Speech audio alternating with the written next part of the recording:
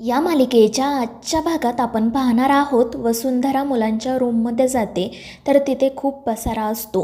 वसू ते सगळं काही आवरते आणि मग त्यानंतर तिला बसल्या बसल्या डोळा लागतो. तितक्यात आकाश त्या ठिकाणी येतो आणि तो वसूला समजावतो की तुम्ही व्यवस्थितपणे झोपा, थोडा वेळ आराम करा. मात्र वसू म्हणत असते की नाही, मला खरंच खूप कामं आहेत. गुरुमातांच्या संध्याकाळच्या पूजेची तयारी करायची आहे, संध्याकाळचा स्वयंपाक बनवायचा आहे आणि मग त्यानंतर इतरही अजून अनेक कामं आहेत. मुलंसुद्धा शाळेतून घरी येतील, त्यांच्या खाण्यापिण्याचं बघायचं आहे आणि ती लगेच बाहेर जाण्यासाठी निघते. मात्र आकाश तिला समजावत म्हणतो की वसू, तुम्ही आज पहाटे उठला आहात आणि दिवसभरात थोडासुद्धा आराम केलेला नाही आहे. त्यातच तुम्ही सकाळी थंड पाण्याने अंघोळ केली आहे. जर तुम्ही असंच वागत राहिलात ना तर आजारी पडाल. प्लीज माझं ऐका आणि थोडा वेळ आराम करा. मात्र वसू काही ऐकत नाही आणि आकाशला सांगते की मी एक कडक चहा घेते आणि कामाला सुरुवात करते, मला काही होणार नाही, आणि ती बाहेर जाते. दुसरीकडे तनया एकटीच तिच्या खोलीत येऊन बसलेली असते. अखिल तिला विचारतो की काय गं, काय झालं?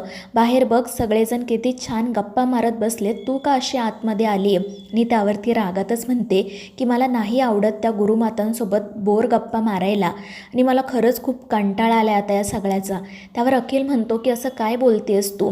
आज सकाळी आपण सगळ्यांनी एकत्र मिळून किती छान पूजा केली, घरात किती प्रसन्न वातावरण आहे. मात्र तनया म्हणत असते की यात काय आलंय प्रसन्न? मला तर ना खरंच खूप कंटाळा आला होता. मी पूजेपेक्षा जास्त तर त्या वसुंधरा वहिनीचं कौतुकच सुरू होतं. त्यावर अखिल म्हणतो की अगं, वहिनीने सकाळी उठून सगळी तयारी केली होती, मग तिचं कौतुक होणारच ना, आणि जर एवढंच होतं तर मग तू जबाबदारी घ्यायची ना.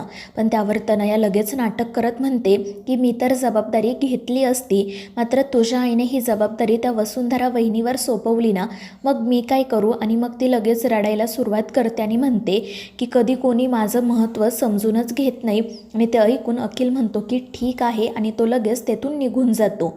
दुसरीकडे वसुंधरा संध्याकाळच्या पूजेची तयारी करत असते तर जयश्री रागातच तिच्याकडे बघत असते. तितक्यात मग ती तनया त्या ठिकाणी येते आणि जयश्रीचे वसुंधराच्या विरोधात कान भरवण्याचा प्रयत्न करू लागते. ती म्हणत असते की आई बघा ना, तुम्ही जे ठरवलं होतं त्याच्या सगळं उलटच घडतंय. त्या गुरुमाताने तर हिचं किती कौतुक केलं. तर जयश्री म्हणत असते की हो ना, पण आता बघ मी काय करते ते.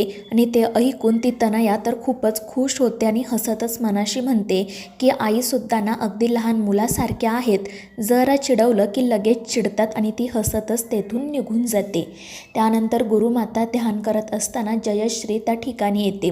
गुरुमातांच्या शिष्या त्यांना सांगतात की गुरुमाता आता ध्यान करत आहेत, तुम्ही नंतर या. मात्र जयश्री काही ऐकत नाही आणि त्यामुळे गुरुमाता म्हणतात की ठीक आहे, बोल, काय बोलायचं आहे तुला? आणि त्यावर जयश्री म्हणू लागते की गुरुमाता, तुमची सकाळची पूजा व्यवस्थितपणे पार पडली ना? तुम्हाला जसं हवं तसंच सगळं होतं ना?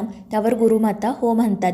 तर जयश्री मुद्दाम म्हणत असते की मी तुम्हाला सांगितलं होतं ना, माझ्या सुना चांगल्या आहेत, मात्र तुम्ही उगाचच त्यांना नाव ठेवलं. बघितलं ना, वसुंधराने सगळं किती छान केलं, आहेच माझी सून लाखात एक. आणि त्यावर गुरुमाता म्हणतात की यात काही मोठेपणा नाही आहे. एक दिवस काम केलं म्हणून काय कोणाला जीवनगौरव पुरस्कार मिळत नाही, त्यासाठी सातत्याने कष्ट करावे लागतात.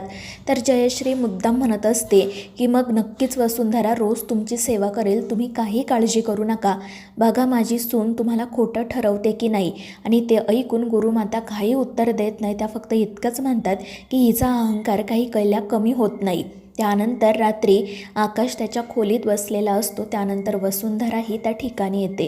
आकाश तिला म्हणत असतो की आता तरी तुम्ही आराम करा. मात्र वसुंधरा म्हणत असते की मला उद्या पहाटेची तयारी करून ठेवायची आहे. मात्र आकाश तिला थांबवतो आणि त्यावेळी त्याच्या लक्षात येतं की वसूला खूप ताप आलाय. त्यामुळे मग तो तिचं काही ऐकत नाही, तिला औषध देतो आणि झोपायला सांगतो. वसुंधरा तरीही त्याला म्हणत असते की प्लीज माझं ऐका, मला जाऊ द्या. मात्र आकाश तिचं काही ऐकत नाही. तो स्वतः तिच्या डोक्यावरून हात फिरवतो आणि तिला झोपवतो. त्यानंतर तिच्या पायांना सुद्धा मालिश करून देतो, त्यामुळे तिला गाढ झोप लागते. सकाळी जेव्हा तिला जाग येते तेव्हा तिच्या लक्षात येतं की 7 वाजले आहेत. त्यामुळे ती खूप घाबरते आणि धावतच खाली जाते. तर खाली सगळेजण पूजा करत असतात आणि ते बघून वसुंधराला तर धक्काच बसतो. ती आकाशकडे जात त्याला विचारते की हे सगळं काय आहे, तुम्ही मला उठवलं का नाही? आणि पूजेची तयारी कोणी केली? आईंनाच सगळं करावं लागलं असेल ना? आणि त्यावेळी आकाश म्हणतो की नाही, सगळी तयारी मी केली. तुम्ही मला काल सांगितलं होतं ना गुरुमातांना काय काय लागतं, मग त्या पद्धतीने मी सगळं केलं. आणि ते ऐकून वसुंधराला तर आश्चर्यच वाटतं. मात्र त्या दोघांच्या बोलण्याने गुरुमाता डोळे उघडतात आणि रागातच त्यांच्याकडे बघतात. तेव्हा त्यांच्या लक्षात येतं की वसुंधराने अंघोळसुद्धा केलेली नाही आहे. त्यामुळे त्या खूप चिडतात आणि म्हणतात की तू तर अजून अंघोळही केली नाही, हे सगळं काय आहे. आणि त्यावेळी वसुंधरा सांगते की गुरुमाता मला माफ करा, माझ्याकडून चूक झाली, आज मला पहाटे जागच आली नाही. आणि ते ऐकून गुरुमाता म्हणतात की मग ही सगळी तयारी कोणी केली. आणि त्यावेळी आकाश म्हणतो की ही सगळी तयारी मी केली. आणि ते ऐकून घरातल्यांना तर मोठा धक्काच बसतो. तर गुरुमाता रागातच वसुंधराला म्हणत असतात की एक दिवस सेवा करून हौस फिटली का तुझी, लगेच तू तुझी जबाबदारी नवऱ्यावर ढकलली का. हे असं वागताना तुला काहीच कसं वाटलं नाही. आणि मग त्या जयश्रीला सुद्धा म्हणतात की काय गं जयश्री, काल तर तू तुझ्या सुनेचं खूप कौतुक करत होती ना, म्हणत होतीस ना की माझी सून लाखात एक आहे, मग हीच का ती लाखात एक असणारी सून. आणि त्यावेळी जयश्रीसुद्धा वसुंधराला खूप बोलते. मात्र आकाश म्हणत असतो की प्लीज माझं थोडं ऐकून घ्या. आणि मग तो गुरुमातांना म्हणतो की जेव्हा एखादी बायको आपल्या नवऱ्याची सेवा करते तेव्हा आपण म्हणतो की हे तर तिचं कर्तव्य आहे. तेव्हा तर आपण असं म्हणत नाही ना की त्या नवऱ्याने त्याची जबाबदारी तिच्यावर ढकलली. मग जर नवऱ्याने बायकोची साथ दिली, कामामध्ये तिला मदत केली, तर मग आपण असं लगेच का म्हणतो की तिने तिची जबाबदारी नवऱ्यावर ढकलली. वसुंधरांना काल बरं वाटत नव्हतं म्हणून मग मीच त्यांना झोपेतून उठवलं नाही, त्यांच्याऐवजी मी सगळी तयारी केली. मात्र गुरुमाता म्हणतात की एक दिवस काम करून लगेच ही आजारी पडली का. मी जेव्हा ध्यानधारणा करत असायचे तेव्हा थंडी, ऊन, वारा, पाऊस काही असलं तरी मी त्यात कधीही खंड पडू दिला नाही. अंगात कितीही ताप असला तरी मी गुरूंची सेवा करायचे. गुरूंच्या सेवेपुढे आपल्या शरीराच्या व्याधींकडे लक्ष जाता कामा नये. आणि ते ऐकून वसुंधरा खाली मान घालते. तर गुरुमाता तिला विचारतात की आज दुपारचा स्वयंपाक तरी तू बनवणार आहेस की तो सुद्धा नवऱ्याकडून बनवून घेणार आहे. आणि त्यावेळी वसुंधरा म्हणते की नाही गुरुमाता, मी माझ्या हाताने बनवेल. आणि तितक्यात तनया मुद्दाम म्हणते की हो वहिनी, मी सुद्धा तुला मदत करेल.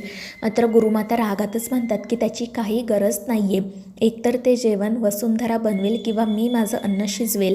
माझ्या अन्नाला 4 जणांचा हात लागलेला मला चालणार नाही. त्यामुळे तनया गप्प बसते. त्यानंतर जयश्रीसुद्धा वसुंधराला खूप सुनावते. वसुंधरा तिला समजवण्याचा प्रयत्न करत असते पण काही उपयोग होत नाही. त्यानंतर मग जयश्री आणि ती तनया मिळून पुन्हा एकदा वसुंधराला कसा त्रास देता येईल, गुरुमातांच्या नजरेतून तिला कसं कायमचं पाडता येईल याचाच प्लॅन करतात. आणि मग त्यानंतर तनया प्लॅन बनवते. त्यानंतर वसुंधरा गुरुमातांच्या जेवणाची तयारी करत असते. तितक्यात आकाशही त्या ठिकाणी येतो. मात्र वसू त्याला काही करू देत नाही. ती म्हणत असते की तुम्ही प्लीज काही करू नका, गुरुमातांना समजलं ना तर ते आपल्यावर पुन्हा ओरडतील. त्यामुळे आकाश बाजूलाच उभा राहतो. मात्र तनया लपून हे सगळं बघत असते. तर वसू आकाशला सांगत असते की गुरुमातांना ना खूप सौम्य भाजी लागते, म्हणजे तेल, मीठ, तिखट सगळं कमी, आणि त्यांना कांदा आणि लसूणसुद्धा चालत नाही. आणि ते ऐकून आकाशला आश्चर्य वाटतं. त्यानंतर वसू त्याला सांगते की तुम्ही प्लीज 5 मिनिट भाजीकडे लक्ष द्या, मी पटकन वॉशिंग मशीन सुरू करून येते. आणि ती तेथून बाहेर पडते. तर आकाश किचनमध्येच असतो. मात्र तितक्यात त्याला एक फोन येतो, त्यामुळे तो बाहेर येतो. आणि ती संधी साधून तनया किचनमध्ये जाते आणि वसूने गुरुमातांसाठी जी भाजी बनवलेली असते त्यामध्ये लसूण टाकते. तर मित्रांनो, या मालिकेच्या पुढील भागांच्या अपडेटसाठी आपल्या चॅनेलला सबस्क्राईब करा.